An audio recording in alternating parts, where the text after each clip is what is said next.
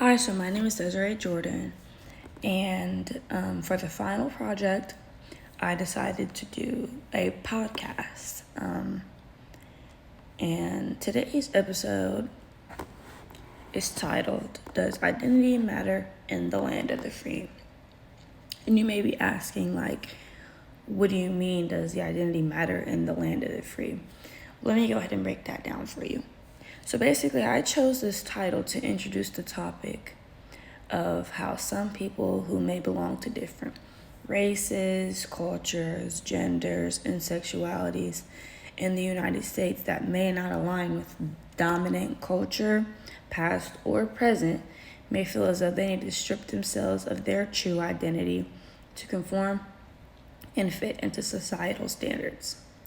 So for my final project, I questioned whether or not each characteristic that one can obtain defines them as an American, and if it may affect how the rest of society treats them and or views them.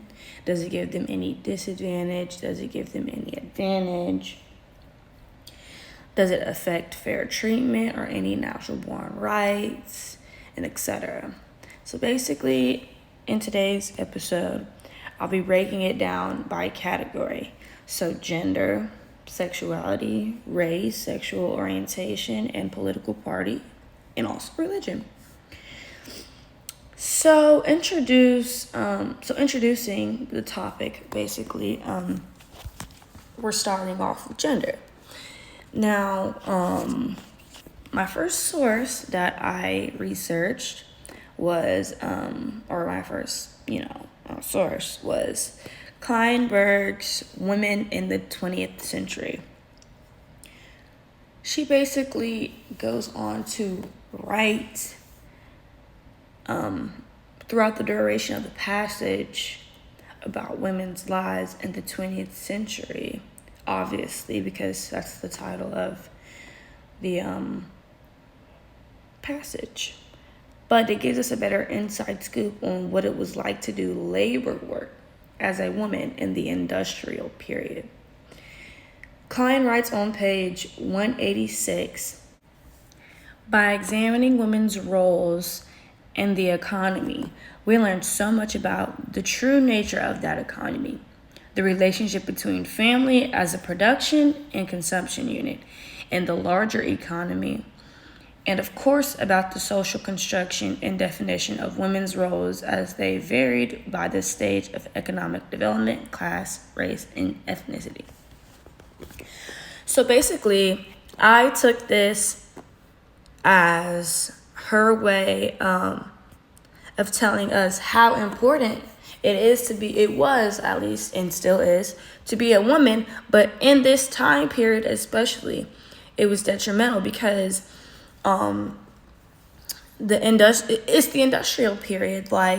Economy is on the rise. Women are also having to stay home, take care of their children on top of working for a lower wage than typically what a man would generate. And I feel as though this is a perfect depiction of why being a woman and why that characteristic of your identity does matter. Because if the roles were reversed, or if she was a man, half of the hardships, half of the struggles, half of, the constant battles, everyday life wouldn't be there. It would not be the same. So, moving on to my next, source. It is Transgender History in the United States and the Places That Matter. And that is by Stryker. Okay.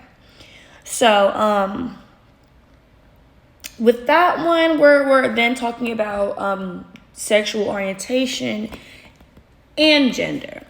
So, the word transgender first appeared in American print in 1965.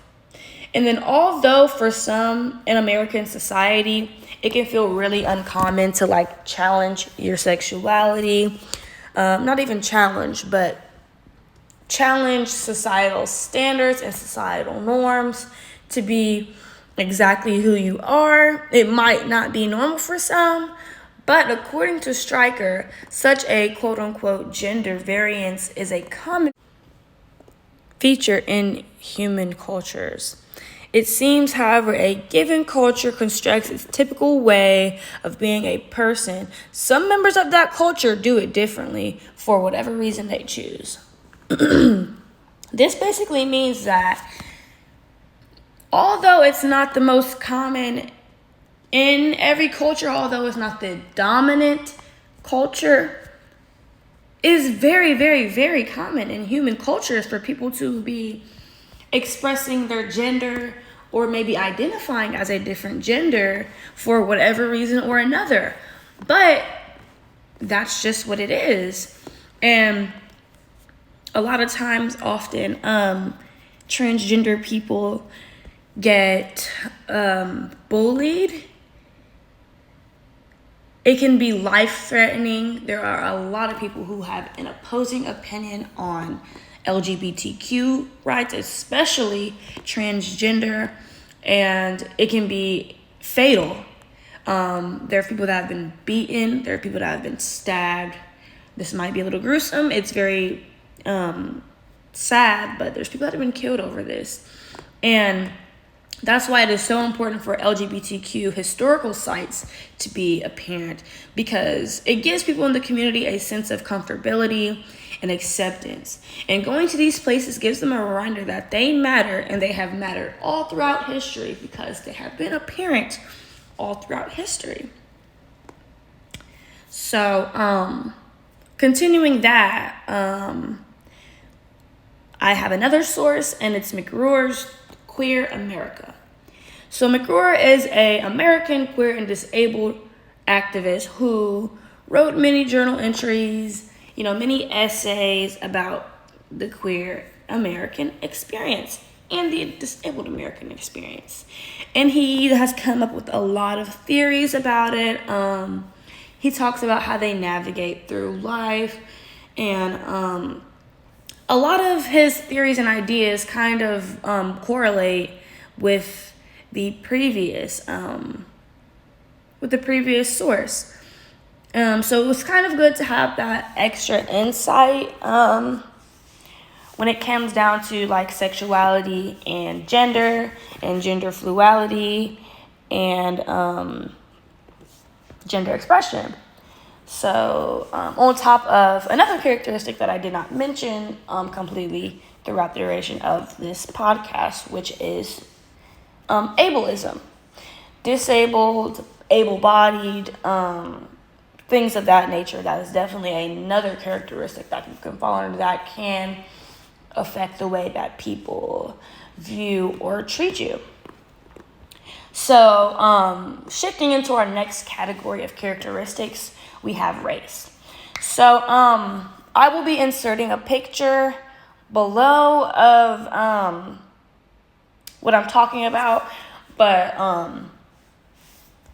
the picture that I will be using as a reference for this characteristic is the Kamala and Ruby Bridges photo.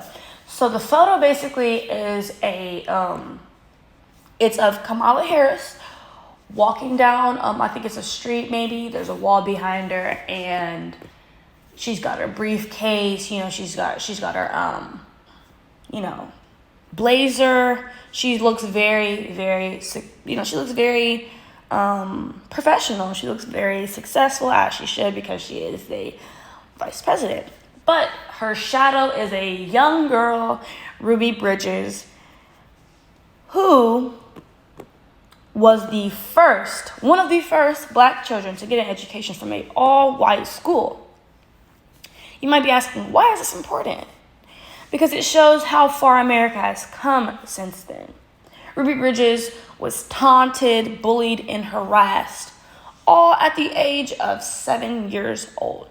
It was very tragic, but it was very groundbreaking, because we could have never gotten to that point of Kamala Harris being the first black woman vice president if it was not for people like Ruby Bridges, breaking ground, breaking walls, and doing things like that.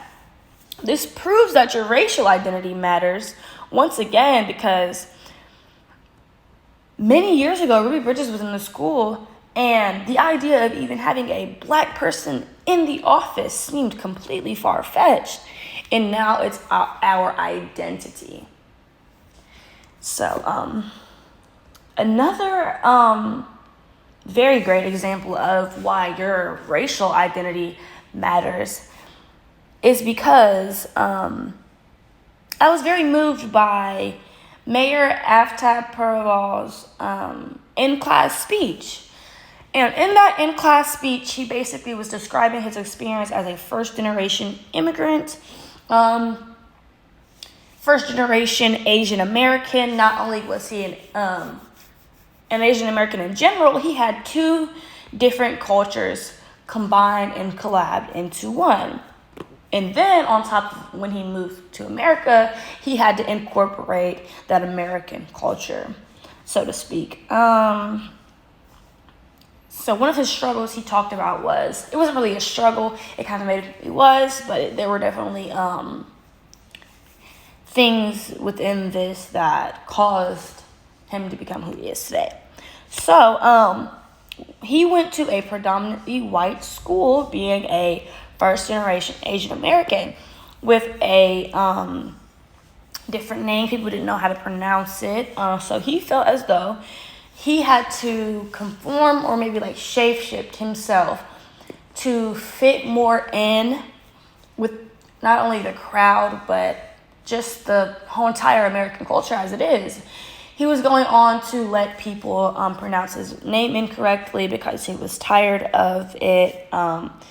He would code switch from like his native language, or not his native language, just his regular accent and how he talked, to talking with more of an American accent, and things like that. He even goes on to explain how it affected how his political stance, like he would have to basically water down and make himself stand out there by his name, as that defined him. He had to basically make a joke out of his name so people knew who it was, and so it stuck with him. And he felt like it was a smart idea at first, but then he realized that that could kind of be damaging to the perception of him and his identity. So once he realized that, it was more, he had a different view of it, and is when he realized that conforming, and it can be very helpful, but you don't want to lose sense of who you are. And that shows to me that it's a very important, your racial identity and your cultural identity in this culture, because, or in this society, this nation, because a lot of the time, if you're not the dominant culture, you feel like you have to conform, you have to change, you have to become who everyone else is to get acceptance or to be successful. And whether or not that is completely 100% true, it's not just black and white. It's, something that is on a spectrum, is on a wider scale of things. So moving on to our last two sources, we have religious and political views. So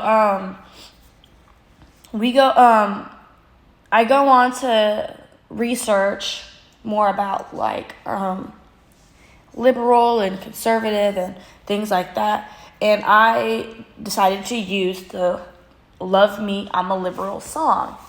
Now, at first, when I heard the title and we listened to it in class, I was like, okay, like, is this sort of like, I didn't really get it, because I don't really understand sarcasm, like I don't really understand it that well. But as we went on, I understood that this is a satirical song that mocks liberal views. And it judges liberal views. And listening to the song, I kind of understand why. I'm not judging in a negative sort of way, but I can understand as to why the other party feels the way that they do about said party. So basically, the writer feels as though liberals want to come off as compassionate and sincere about what they believe in, but it is sort of conditional. Unlike the beliefs of a conservative, where they believe their beliefs through and through, unconditionally, and they stand by that. A line in the song that kind of backs this up is, quote, "I love Puerto Ricans and Negroes as long as they don't move next door. So love me, love me, love me. I'm a liberal." And to me, this kind of proves, or not proves, but it kind of shows exactly where they were coming from. And I feel like, although this is not a depiction of modern day liberals or liberals in general, it is important, like, how you are viewed in the country depending on your political status and your political standpoint. You know, whether or not you're seen as a tree hugger or you're seen as a quote unquote Trumpy, it does matter. And people will judge you over that. People can deny relationships with you over that. It definitely matters. So last but not least, we have the short film, The Tribe, by Tiffany Chatelain. I don't know how to pronounce that, but yeah. So The Tribe basically is a short film that explains Jewish history from biblical times all the way up until recent. And it basically tells the story while incorporating Barbie in the story.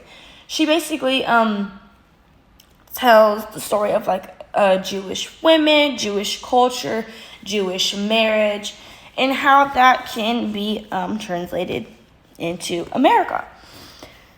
And religious identity can be one of the biggest, alongside with gender, characteristics that people see you and they identify you with. So you see somebody, for example, you see somebody and you ask them, one of the first questions that maybe the older generation Americans ask, like, are you a Christian?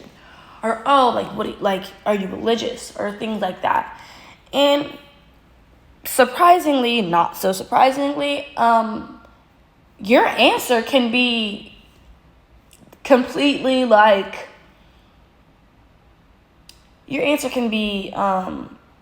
want to say detrimental, but it's really not that serious. It can be, it can affect the way that person views you. If you say, "Oh, I'm not religious," they're gonna look at you with sort of like a side eye or like a raise of the eyebrow, or maybe that's when they get to pushing their religious agenda on you, or pushing their testimonies on you. Maybe you could say, "Oh, I'm a Muslim." In this culture, in American culture, based on prior actions, tragedies, and things like that, if you say things like that, they're going to look at you a certain type of way. So with all this being said, your religious identity definitely matters in this society, because if it does not conform with the norms of the culture, then it's going to be harder for you. And I say all this to wrap up kind of the episode, because every single characteristic that I named, race, political party, political stance, gender, sexuality, gender fluidity, sexual orientation, everything. It matters. It matters that is your identity in this culture. And that is so important because if that is you, you matter. It matters to even those, those really old, guys, old white cis men that may feel threatened, or they may feel like you don't belong, or they may feel like, although they may feel these things, sometimes these are the people in power, and that can affect the turnout. It is not just a black and white, yes or no, you can or you can't type of thing. If you fight for it and you believe in it and you actually go for it, these people cannot stop what you do. My name is Desiree Jordan, and that was Does Identity Matter in the Land of the Free? Thank you.